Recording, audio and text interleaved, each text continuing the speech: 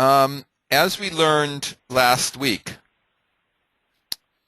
the three Shavuot are the central basis of religious anti-Zionism. We looked at what the three Shavuot were. They were learned out of verses from Shir HaShirim, that Israel will not go up b'choma, with force as a unit, into Eretz Yisrael, that Israel would not rebel against the nations of the world, and the nations of the world would not oppress Israel too much. So we examined exactly how to understand those, that according to Rashi, and that not to go up b'choma meant with force as a group, but individual aliyah or aliyah by permission would be allowed, and according to some, even obligatory.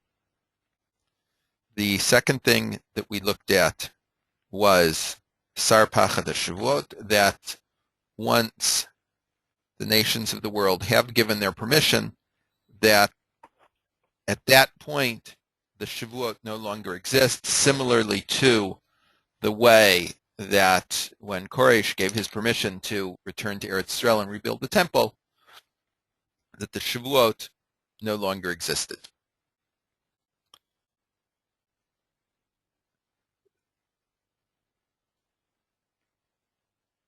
The next point we want to look at is Hadadiyut HaShavuot Tluyot Zo B'Zo, an interrelationship, that the Shavuot, the oaths, are dependent one upon the other. As I noted in the beginning, is that the first two Shavuot are Shavuot that the Jewish people take, and because the third pasuk in Shir HaShirim is slightly different in form, therefore the third Shavuot is a Shavuot that the nations of the world take. There are several Gedolim from the previous generation that explained that there is a connection between the obligatory nature of the three Shavuot. The Shavuot of Shelo Yishtabdu Behem Yisrael Yoter Midai, that the nations will not oppress the Jewish people too much, is their keeping that Shavuot is what obligates Klal Yisrael in their two Shavuot. In his Sefer HaTekufa Gedola, Menachem Mendel Kosher, who was the Ger Chassid who the Rebbe sent to establish Ger Yeshivot in Eretz Yisrael for the first time, wrote in his Sefer Tekufa Gedola, at the end of the Sefer, in the name of Shlomo Kluger and Rabbi Hillel Kulomeyer.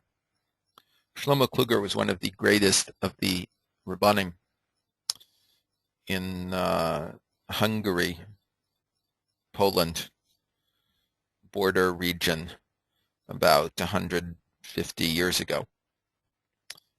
So he writes in their name, Vim hamelech ve'amemshala ovrim al hashvua v'rodvim et Yisrael u'mishabdim imahem, that if the king and the government would pursue the Jewish people and transgress their Shavuot and pursue Israel, and enslave them, as Rasha Yisrael gam ken lavor al Shavuotam, then Israel would also be permitted to transgress their Shavuot.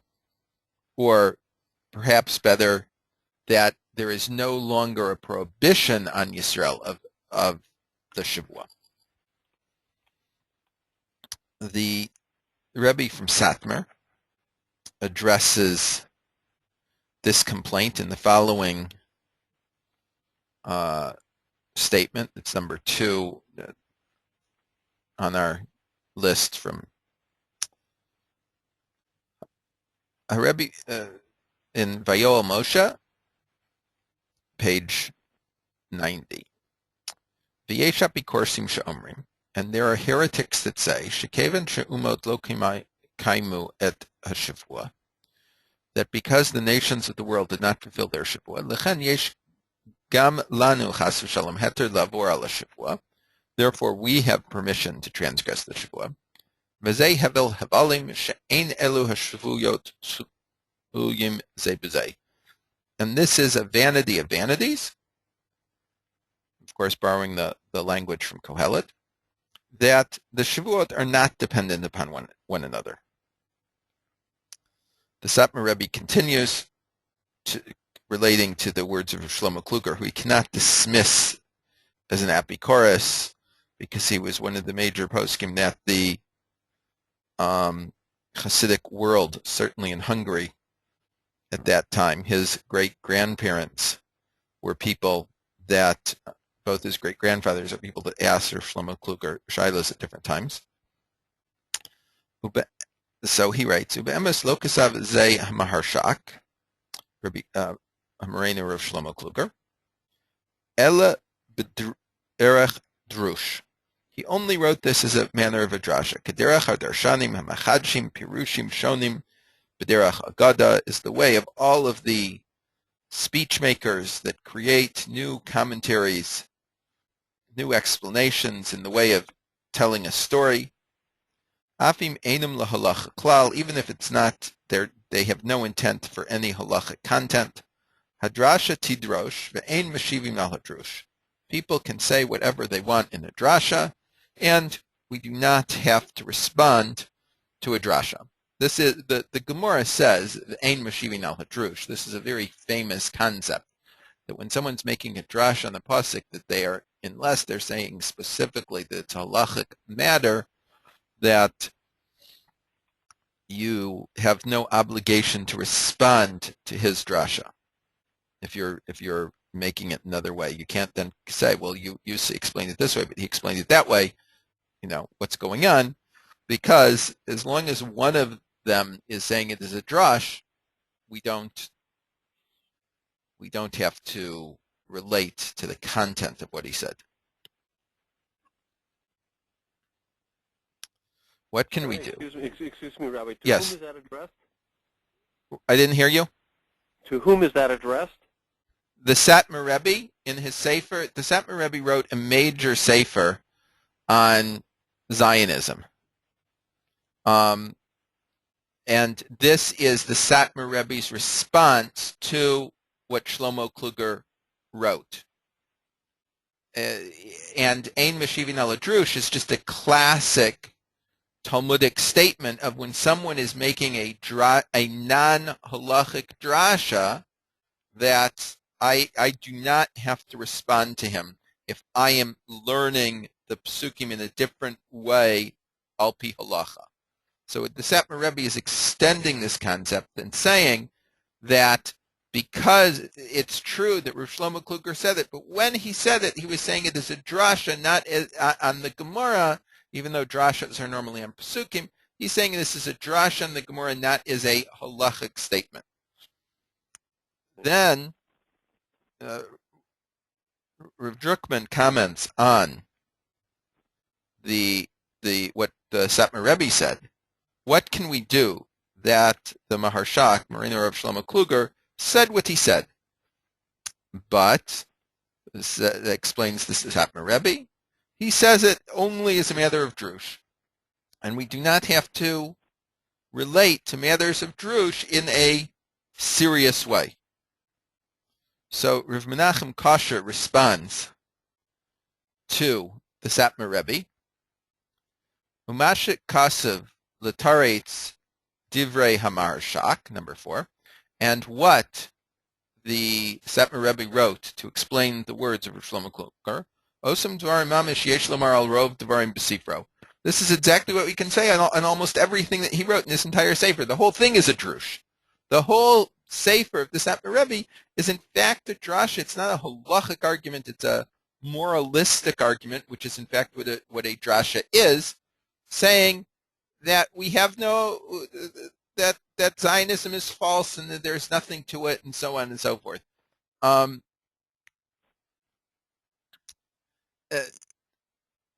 As soon as you get into that type of discussion, there is no longer a discussion. If you're saying I may be dismissive of the person because what they're saying is a drasha, then the ability to discuss is now gone. Meaning, my mind's made up, I will not allow you to confuse me with facts. All right. The next section, Hashvuot Mivatot et Gezeirat Hagalut. That the oaths are an expression of the decree of exile. I have a quote, start with a quote from Rav Drukman. In our discussion until now, we have accepted a basic understanding that the three oaths, hen isur olam, they express a prohibitions. Ulam, however, that's not necessarily true.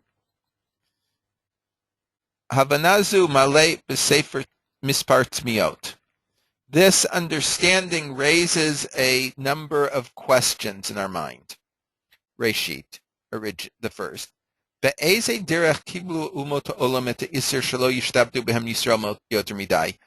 was the way that the nations of the world accepted the prohibition of not afflicting the Jewish people too much?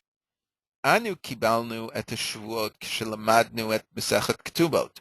When we learn Mesechet Ketubot, so we accept that we have these two Shavuot, or perhaps assuming that they are the pshat, the simple meaning of the psukim in Shir Hashirim. When we accepted Shir Hashirim as part of Tanakh, it could be that we accepted these Shavuot as well. But how did the nations of the world accept the fact that they're bound in an oath? For someone to be bound in an oath, there are several ways of saying it. They can say, I swear such and such. Someone else can say, I am making you swear this. And they can say, yes, or amen, I will accept that as an oath. Or you can hear someone make a shavuot, and you can say, gam ani, I also will be bound in this shavuot. But we find no reference in our Gemara to any way in which the nations of the world became obligated. Ve'sheila nosefet, another question. Shelo yishtabdu b'hem Yisrael yoter midai, that they will not afflict Israel too much. Mahu agid shel yoter midai. What is the measure of too much? Achrei kol mashi hishtabed banu, after everything that has happened to us. Meaning, first of all, how do you define it? Normally, whenever Chazal say something, they define what it means. For instance, the Chumash tells us in Yom Kippur that we are supposed to afflict our souls. And part of affliction of the soul means that you're not allowed to eat or drink. So how much eating or drinking removes the affliction of the soul? So the rabbis give very exact measures. You can eat up to this amount, and it would not be a Torah violation. It would be a rabbinic violation, but not a Torah violation. You could drink up to a cheekful, and it would not be a Torah prohibition, and so on. How much food do you have to eat to be obligated in Birkat Hamazon? How far are you allowed to walk outside of the city on Shabbat, and so on and so forth? The rabbis give exact definitions of it. But what does it mean? Shelo yishtabdu behem Yisrael yoter midai, that they will not enslave or afflict the Jewish people too much. What's too much? How do we measure that? The Maharal Prague has an entirely different way of looking at it in his Chidushei Agados on our Gemara and Ksubos. And he writes as follows: Kasher Hashem Yitbarach Gazar Hagalus al Yisrael, when the Holy One, blessed be He, decreed exile on the Jewish people, the Hagalus Hazeh, or Lefi Seder Haroi Liot B'olam, and this exile is not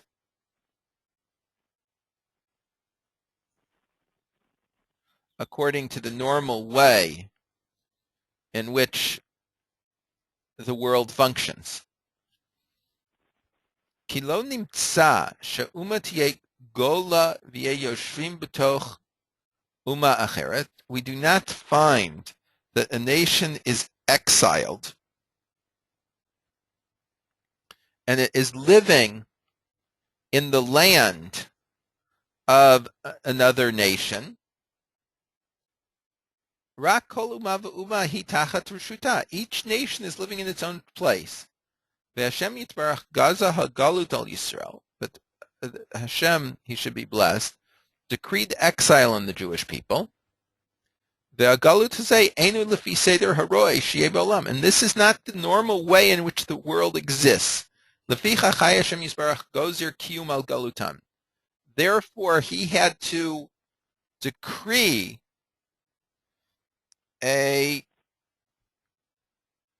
make decrees that would would create the possibility for an extended exile. It is true that we have people that leave their country and retain some identity with it for a period of time. It can be a few hundred years. But we don't see people that were exiled 1,000 years ago who haven't acculturated and become part of the people of where they are. Even, by the way, even in much less time than that. If you look at the change of the borders of Eastern Europe at the end of the Second World War from before the Second World War, the Russians moved Poland 200 miles west. They took away from Germany. The Polish border moved into what had previously been Germany, and the Russian border moved into what was previously Poland. It was a buffer that Russia wanted. Today, if you go to these areas, the areas that were German-speaking are now Polish-speaking, and the people living there consider them Poles, and the people in the part of what was then Poland, they're now Ukraine, Russia, whatever, view themselves as part of this nation and not part of Poland. Even though there are fights over whether certain districts of the Ukraine should be Russia or not, we have not heard of parts of formerly Poland saying they want to go back and be Poland. This is something that doesn't seem to exist. People move. You also have, for instance, Irish Americans who identify with their Irish identity, but they don't seem to have the same desire to go back to Ireland and so on. If you ask them what their nationality is, they say Americans, not Irish. There might be Irish Americans. They have an identity with it, but they're not. This isn't what they are. So we see that exile is a change in the basic nature of the world. The Maharal talks about this a lot in the first chapter of Netzach Yisrael. Because in the nature of the world, when people live in their place. When people move from place to place, they become assimilated to what they are. However, even though Yisrael was not living in its land, it maintained its own separate identity. Therefore, to allow Israel to maintain its own separate identity for so long, you needed specific decrees from God to make it possible for them to survive the entire period of the exile. The Maharal continues, not immediately, we discuss other things that aren't directly related to or not needed for our discussion now. In source 3. V'im lo hayta hagzera hazot al davar shehu keneged haseder. If this decree was not for something that was against the normal nature of the world, ein lo kiyum. There would have been no possibility for them to continue to exist.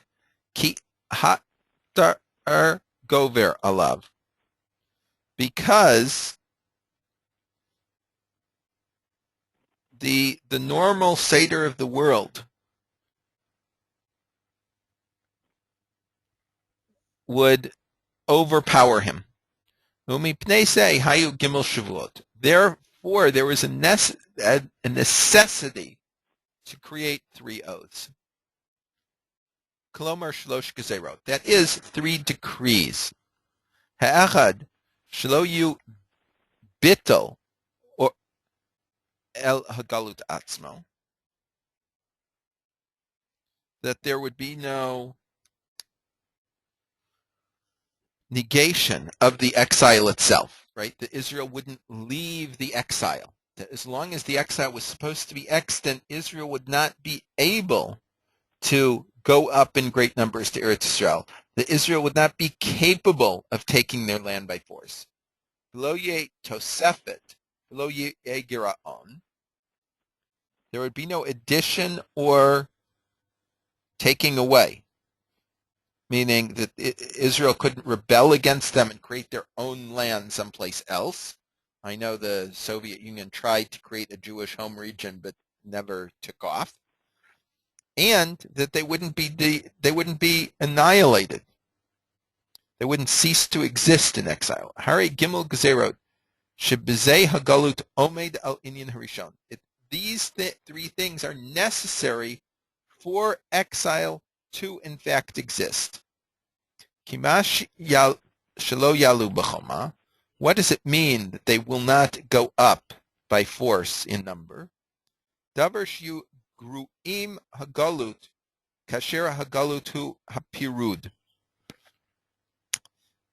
The nature of exile of the Jewish people is that they should be separate, divided, not unified. And for this to happen, we can't join together. V'hem yalu b'choma b'kibutz l'Eretz Yisrael hari davar zeh nechshav giron hagalut. If the Jewish people could have gotten together and gone up to Eretz Yisrael as one, this would be a diminution of the exile. V'lo yishtabdu b'hem yoter midai, and that the nation shouldn't work over tax them. Utosefet galut. This would be an addition to the galut, causing it to go longer, causing it to be unable to end. V'shelo yumradu, that they wouldn't rebel. It's interesting that the Maharal has reversed the order of the last 2 oaths. Davar zeh neged hagalut. This is against the exile. The Jews cannot function. It would be impossible for them to do something to end the exile. Kasher yumradu ba'umot, when they rebelled against the nations of the world, v'lo yikiblu ol shalehem, they would not accept their dominion over them. Ein kan galut, there wouldn't be exile. There would be something else. They create their own state someplace. They'd be their own independent people, whatever. They go to Uganda. Hari lecha gimel dvarim elu hen amidat hagalut. So you see that these 3 things are those things that make exile possible. Without these 3 things, there would not be the possibility for an extended exile. So according to the Maharal's understanding, the Shavuot are not prohibitions. They are divine decrees of the nature of the world to establish that Israel would stay in exile for the required time, not more and not less. These words of the Maharal are an incredible chiddush, an incredibly new thing, and a different way of our understanding the context and the subject of the oaths. There never was a prohibition of going to Eretz Yisrael. Shelo yalu Yisrael b'choma. This is a divine establishment that wouldn't be possible for Israel to do it. As long as exile is supposed to be extant, it will not be possible for Israel to enter as a group by force Eretz Yisrael. And so too with the other things, that they would not be able to revolt. and that the nations of the world wouldn't oppress them too much as long as they were still supposed to be in exile. In order to keep the non-natural nature of exile extant, only these three things could have existed. Shelo yimradu ba'umot ha'olam, that the Jews would not rebel against the nations of the world. This is the decree that is exile. That Israel would be subject, submissive to the nations of the world. And the other decrees are not the essence of exile, but the nature of exile. That they can't go back, because if they could go back, it would end the exile, right? And that the nations of the world would not afflict them too much. What does it mean too much? It would so that they cannot continue to exist as a separate unit wherever they are. So these three oaths are establishing how the Jewish people will live in their exile. It is not only the Maharal Prague that said that the Shavuot are not prohibitions, but they are gezerot. This can also be found in the Tshuvot of the Rivash, 1200s, 1300s, from Spain. Source 4. Umi shehiglam, and the one that exiled the Jewish people, lo haya menicham l'shuv, he would not allow them to return, ad sha'alu b'reshut Koresh, until they were received the permission from Koresh. Begam ata, and so too now, for us, achat mishlosh shavuot sheishbiya HaKadosh Baruch Hu Yisrael shelo yalu kachoma. So too, that we are not allowed to go up because of one of the three shavuot that HaKadosh Baruch Hu said that we would not go up with choma as a group by force. The Rivash writes that HaKadosh Baruch Hu did not allow Israel to go up until the time of Koresh, meaning it may have been that people desired to go back from the exile, but HaKadosh Baruch Hu did not allow it to happen. And so too in our exile. If so, it is reasonable to say that the other two Shavuot are just like this one, that they are divine decrees and not halachot binding us, that they are nature of the world statements.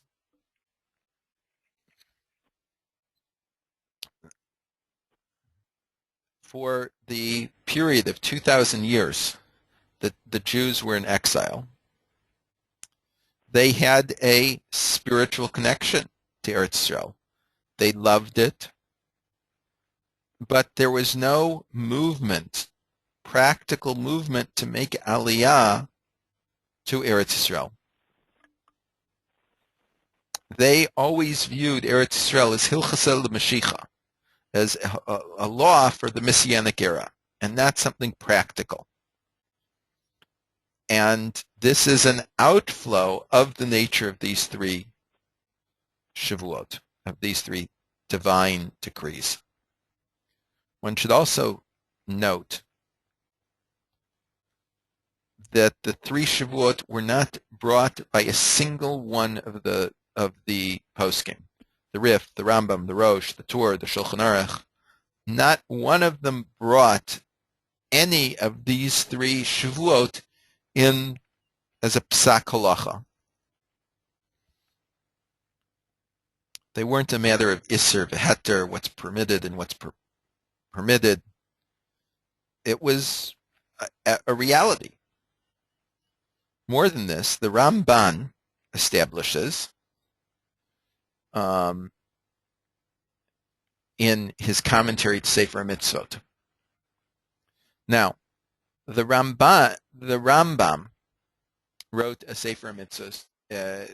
Half of it is his Hakdama, his introduction, explaining how you determine whether something is one of the 613 mitzvot or not. The other half is a list of the mitzvot. Now, the Ramban has disagreements with the Rambam, and sometimes he takes out from the Rambam's list of mitzvos certain mitzvos. If he takes out, then he has to also put back in. If you look in the Rambam, there is no place where the Rambam says that there is a mitzvah to live in Eretz Yisrael. The Ramban, in his addition to the positive mitzvahs, as the 5th edition says, V'lo nezva biyad zulatenu. We are commanded to, at all times, to not leave Eretz Yisrael in the hands of someone else, min ha'umot, of the nations of the world, or l'shmama, or to allow it to be desolate. V'u amru lahem, and he said to them, V'orashtem et ha'aretz v'yashavtem ba. It's Bamidbar 33:53, that you will inherit the land, you will cause yourselves to inherit the land, and you will live in it. Hare nitztavenu b'kivush b'chol hadorot. Behold, we are commanded to conquer it in all generations. Mitzvah ase l'dorot mitchayev kol yachid mimenu. This positive commandment for all generations obligates every one of us, ve'afilu b'zman hagalut, even in the time when we're in exile. Ki yadua b'Talmud u'b'mkomot harbe, it is well known in the Talmud in many different places. So you see from here that at least the Rambam felt that the Shavuot were not a prohibition, because if the Ramban felt that the Shavuot were a prohibition, he could not conceivably say that there's a mitzvah incumbent upon us to go up to Eretz Yisrael at all times.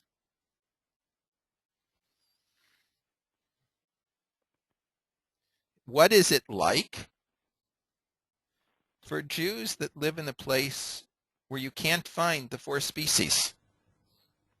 Right? Eastern Europe was a place by that. Are you going to say that the Jews are exempt from fulfilling this mitzvah? No. They simply could not perform it because it was outside of their ability to perform. The Ramban is saying the exact same thing concerning the mitzvah of living in Eretz Yisrael, that there is an absolute mitzvah to do it. It's simply that we're not capable of doing it right now. We're under force and not able to do it. We should do whatever we can to do it. We can't do it. We can't do it.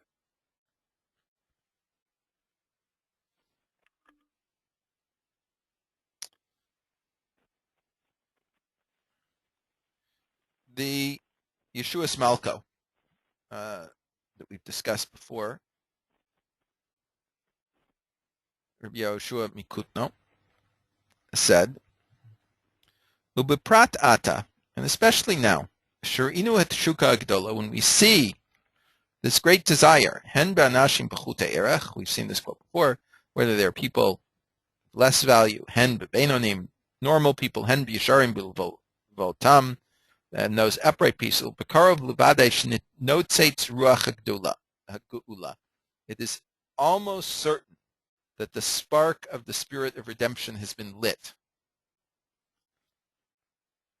And we should remember here the words of the Torah Tamima that we brought above when we discussed the words of Rabbi Yoshua Mikutno. It is, the Torah Tamima writes, V'yitachein od deromes l'masha amar b'ktuvot, that this is a hint to what it wrote, that was written in Ketubot. Kol ha'oleh miBabel le'Eretz Yisrael over ba'aseh shenamar v'yishbati etchem d'im toru et ha'ava lalot le'Eretz Yisrael ad shtechbatz. That he says, I adjure you, if you will wake up the love to go up to Eretz Yisrael until it is sated. Kolomar, this is to say, ad shialu ratzon me'akadosh baruch hu, until God desires it, until it's God's desire. V'imken kshenase hitor root klalit la'alot, when there is a general desire to make aliyah. Ot hu ki higia hasha haritzuya. This is the sign that the desired time has come. V'zehu, and this is what it means. Imr ita safsalim leim bavlim munachim be'eretz Yisrael. If you see the benches filled with Babylonians sitting in Eretz Yisrael, kolomar ribui ha'olim. This is to say, an increase in the number of people making aliyah. Safei l'raglav shel Mashiach. You have to look for the footsteps of Mashiach. Rotze lomar. This is to say, O2 ki kavar omdot raglav b'shara Yerushalayim. We have a sign that his feet are sitting in the gates of Yerushalayim. According to our words that we've seen here, we have to go look back to what the Or Sameach wrote when he was writing about the San Remo Accords. Source 8. Amnam, but now, ke'et hesava hahashgacha, when divine providence has moved events of the world, asher be'asafat mamlachot ne'urot b'San Remo nitan tzav, when there was been a gathering of the enlightened nations in San Remo, and the order was given, asher Eretz Yisrael tiye la'am Yisrael, that the land of Israel would be given to the nation of Israel. The kevan shesar pachad hashavuot, once the fear of the oaths has been removed, v'rishayon hamalachim kama mitzvat yishuv Eretz Yisrael, and with the permission of the kings of the world, the mitzvah of living in Eretz Yisrael has been raised up again. Sheshakula keneged kol mitzvot shebetorah l'mekoma, that is equal to all the mitzvahs of the Torah. It has been returned to its place. Mitzvah kol ish l'sayeya b'chol yochalto l'kayim mitzvazu. There's a mitzvah incumbent upon every person to help with this mitzvah. What does the Or Sameach mean when he says kevan sar pachad hashavuot? Because the fear of the shavuot has been removed. The Or Sameach understood well the ideas of asur and mutar, what is prohibited and what is permitted. If he thought that we were talking about a prohibition, he would have written kevan shesar iser hashavuot. He would have said, now that the prohibition of the oaths has been removed. Why is he using the word pachad, the fear? That's something else. So he's telling us that there never was a prohibition. There was just the fear of caused by the divine decrees. However, when the nations of the world in San Remo adopted a resolution, there is no longer such a fear that exists, and it's exactly the same as what existed in the time of Ezra and Nehemiah.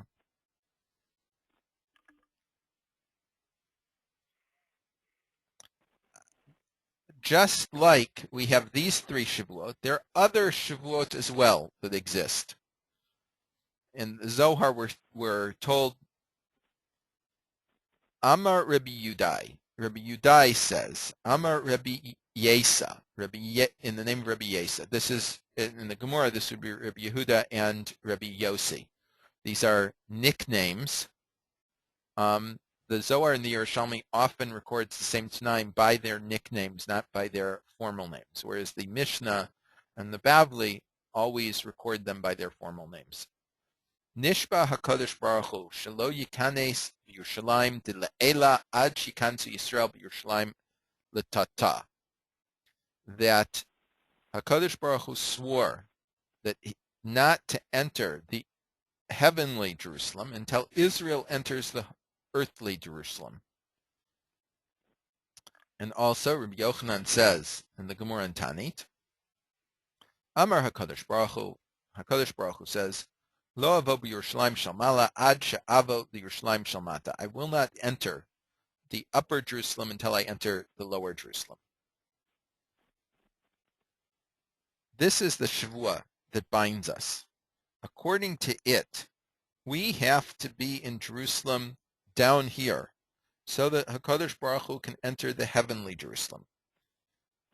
When we return to our Jerusalem down here, it's as if we're helping HaKadosh Baruch Hu to return to the heavenly Jerusalem.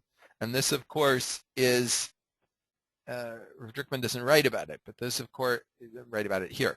But this, of course, the only way for the temple to be rebuilt is for it to first be rebuilt above, and then it can descend or be rebuilt below.